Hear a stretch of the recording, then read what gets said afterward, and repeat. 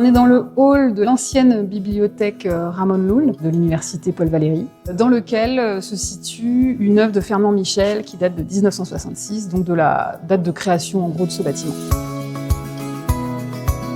Ce bâtiment fait l'objet d'une restructuration complète qui est portée par l'opération Campus. Il va être transformé en pôle art et espace pour master. Aujourd'hui, on est en appel d'offres travaux et à partir de septembre, on devrait démarrer le chantier de restructuration.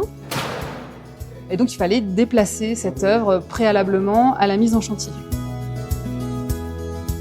L'œuvre de Fernand Michel a été réalisée in situ. Donc on a 6 panneaux qui constituent un grand ensemble de 6 mètres de haut sur 4 mètres de large, de 600 à 700 coques en zinc, avec 2 points de fixation par coque. Donc on a un assemblage de coques qui ont une densité, un relief et des dimensions différentes. C'est une œuvre qui a été choisie en fait par l'architecte du projet d'origine, donc René Heger et Philippe Jaulme. Et donc il était naturel d'aller replacer cette œuvre après réhabilitation dans ces nouveaux locaux. Notre intervention consiste dans un premier temps à venir déposer les coques qui font le contour des 6 panneaux de contreplaqué, de façon à pouvoir retrouver les points de fixation des panneaux sur le mur béton, et à procéder à la dépose des panneaux les uns après les autres. Notre intervention pour la dépose de l'œuvre nécessite une certaine méthodologie. On a identifié chacune de ces coques en leur donnant un code de positionnement et on a pris des photos avant et après que la coque a été déposée. On saura le relire à l'atelier et retrouver le positionnement des coques sur les panneaux. C'est une œuvre qui a toujours été exposée au même endroit, en intérieur. C'est avant tout ce travail de dépoussiérage, de nettoyage, de remise en état ponctuelle des angles des coques aussi qui ont été endommagés. Le fait est de retravailler le matériau, le zinc, qui est un matériau naturel, va permettre à cette œuvre de retrouver de sa complexité et de sa présence.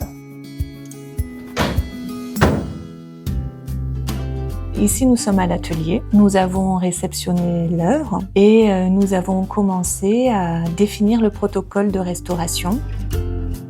Nous avons défini 3 grandes étapes. La première consiste à restaurer la partie structurelle où sont fixées les coques de zinc qui vont être conservées puisqu'ils ont été déposés sans qu'il y ait véritablement d'altération. Donc nous allons tout de même procéder à quelques retouches sur ces panneaux de contreplaqué.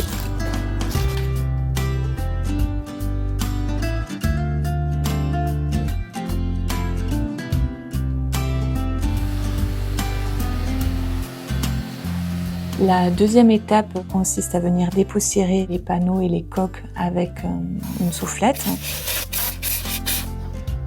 Ensuite, on va travailler avec un aspirateur pour venir dépoussiérer de façon plus localisée toute la poussière qui s'est incrustée sur les coques de zinc. Et la dernière étape consistera à venir travailler avec de la microfibre de façon à pouvoir retrouver la patine naturelle du zinc.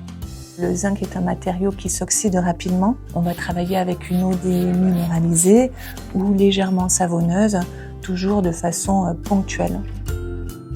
Après 60 ans d'exposition dans un même lieu sans qu'il y ait véritablement eu d'entretien, on a pu constater que notre travail allait principalement consister à retrouver la patine. On a fait le choix d'intervenir à minima et de conserver au plus près le travail qu'a pu faire l'artiste en 1966. La dernière étape de la restauration de l'œuvre consiste à sa réinstallation. Programmée fin 2028.